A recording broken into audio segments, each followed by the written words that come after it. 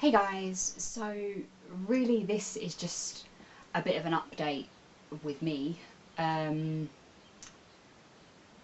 know on a video I haven't really explained my journey to this point. It's all on my blog. There's a big, long blog post from last October about my invisible journey, it's called. And it basically says everything there to the point of October last year, but I'll give you the basics. The basics was, since I first went to the GP in 2014 with a daily headache that was getting progressively worse, and from there I had so many different therapies, like 3 physios, nerve block injections, loads of different medications, and nothing was working. I was starting to get loads of other joint pain, and nobody knew what was wrong with me. And basically I got told it was all in my head, and it was just maybe a couple of migraines.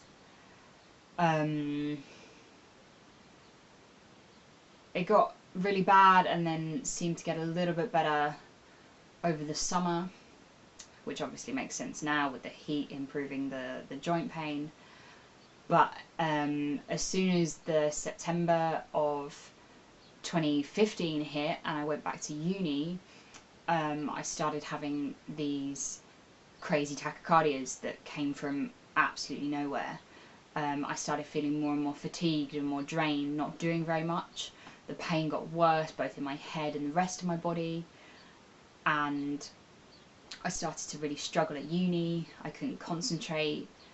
I was still being tried on different medications, but then a couple of times in September I got up from being in bed all day and my tachycardia was so high that my housemates rung the ambulance, and I got taken into hospital only to improve and get sent away. That it was just kind of an anxiety issue. So December 2015 hit and I decided that I couldn't be at uni anymore, which was a really tough decision to make at the time. But the decision I made, and I left, and I decided I was going to see a completely different neurologist back home, because I'd had no luck with the few that I'd seen up at uni. So I went to see this neurologist, and he obviously thought I had a real problem with chronic migraine and didn't know quite what to do with me. So he sent me to a really good doctor at the National Hospital of Neurology and Neurosurgery in London, who from there realised what I had as soon as he saw me, because he's well versed in these things, and sent me to 3 different specialists to get diagnosed with 3 different illnesses. I got diagnosed with Ehlers-Danlos syndrome, hypermobile type. I got diagnosed with postural orthostatic tachycardia syndrome, and I got diagnosed with a CSF leak. That was all pretty much in January 2016. As soon as I got home, things moved really quickly. February I was diagnosed with the EDS. March I had tilt table tests and was diagnosed with the POTS. From there I went on to have pain management treatment, which wasn't very successful. It was kind of a strange psychological thing that didn't really work for me. I also had an amazing physio at the Hospital of St John and St Elizabeth in St John's Wood, which was really good for a time. And I then started trying out different medications for POTS and got that fairly under control with the medication that I'm still on today. That took us to about June 2015. Sorry, 2016. that took us to about June 2016. From then, I realised that it wasn't possible to go back to uni in the September because my headaches were still awful and getting even more extreme to become what I now call my screaming headaches. So I had ICP pressure monitoring in November 2016, which found what they suspected, which was that I had a CSF leak. So there was a leak of brain fluid somewhere in my brain and spine, which was causing these awful postural headaches. So that's all up to date from when I last wrote on my blog about my journey. But since then, a hell of a lot has happened. So I just wanted to tell you where I'm at.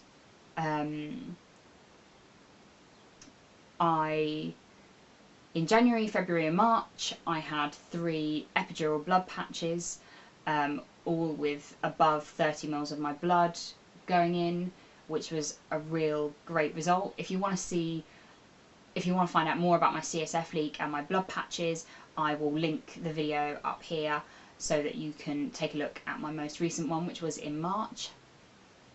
But since then, it's been more of a struggle, because thank goodness my leak was all fixed and my extreme headaches seem to have gone away. But I still have a daily chronic headache, chronic migraine, that really affects my ability to concentrate. It affects my ability to do normal kind of things, as well as obviously my POTS and my EDS to contend with. After having a good 5 to 6 month period where I couldn't really do anything because of the surgeries, it's meant my body went into quite a lot of deconditioning and my joints have just got worse and worse. And I'm trying to get back on the physio, but different joints are causing me problems than I had physio for originally, such as my knees.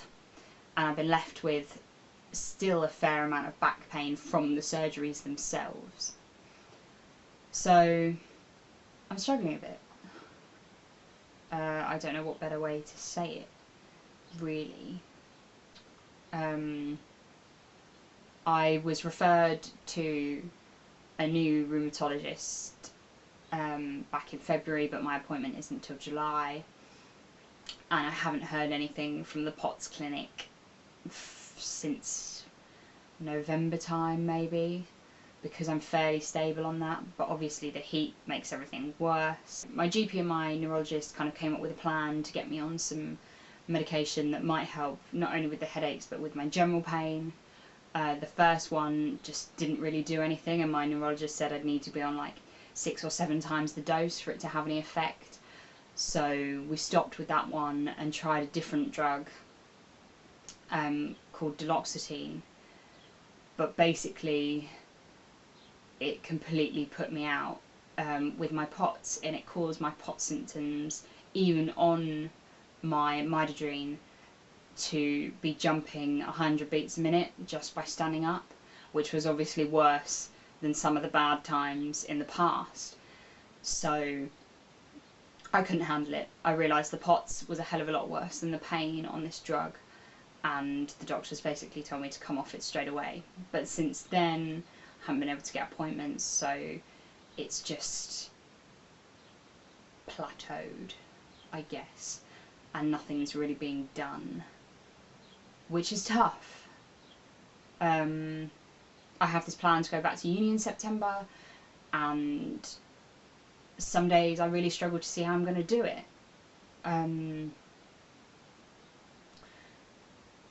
You know, I don't think people realise sometimes the financial struggles of having a chronic illness as well.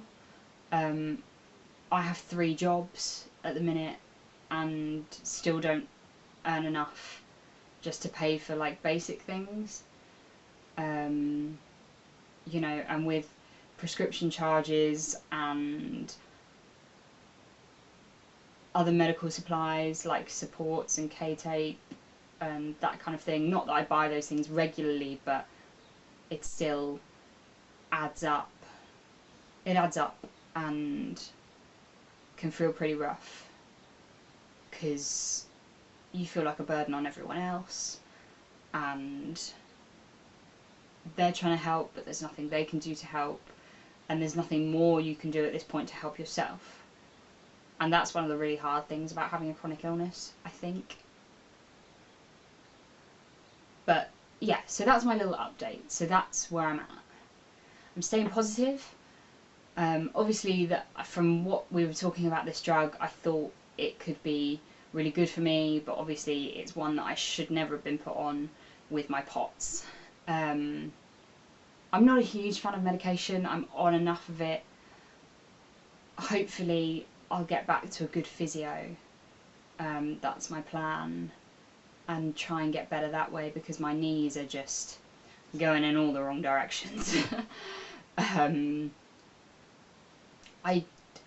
It's frustrating when doctors tell you to exercise, because I do. I walk a lot of dogs. I keep it up as much as possible, but at the same time you don't want to push yourself, and pacing is the hardest thing about a chronic illness. It's when you have a good day not wanting to do too much, but you do end up doing too much because you're having a good day, and then you have the bad days that follow on from that. It's like I've had 2 or 3 great days in terms of being able to work 2 days and then seeing a friend after work, which in hindsight was a silly decision, but I wanted to do it.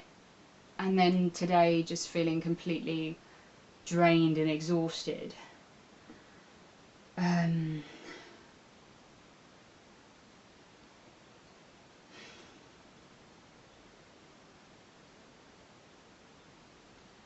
know this isn't very interesting, but I wanted to give you an update and give you something real, I guess, because a lot of times I feel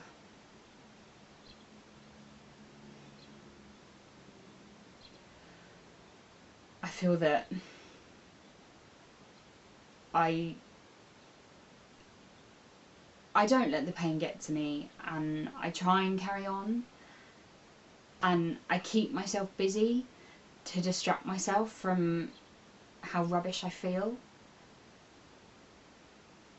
It's only those closest to me that really know how it is,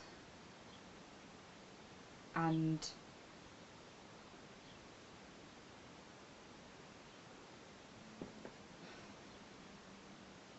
that's tough. You know, I don't want to be the sick girl, but I am. And it took me a really long time to realise that I'm not going to get well. I might get better, or worse, or better, but what I'm finding hard in myself and trying to let my friends know is that this is how it is now, and if this is how it is, this is how I'm going to deal with it, and occasionally I won't be okay, and I'll show you that.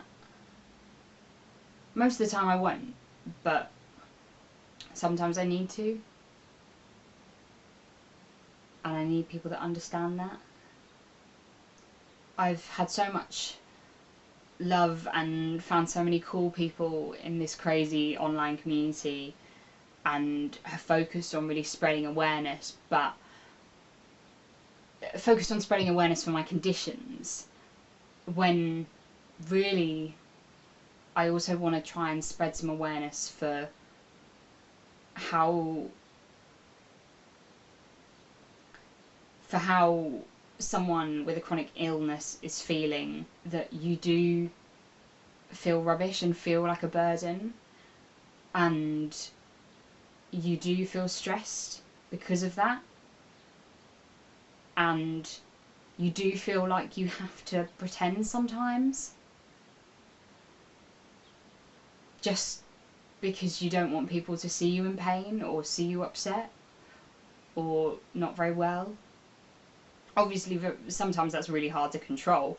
If my POTS is going crazy, you're going to see it. But the thing is with a lot of chronic illnesses is that they are invisible.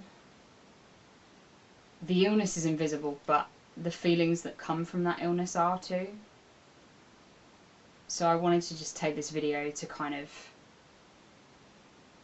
share how I really feel and really get on with my day, because like anyone, you want to get on with your day.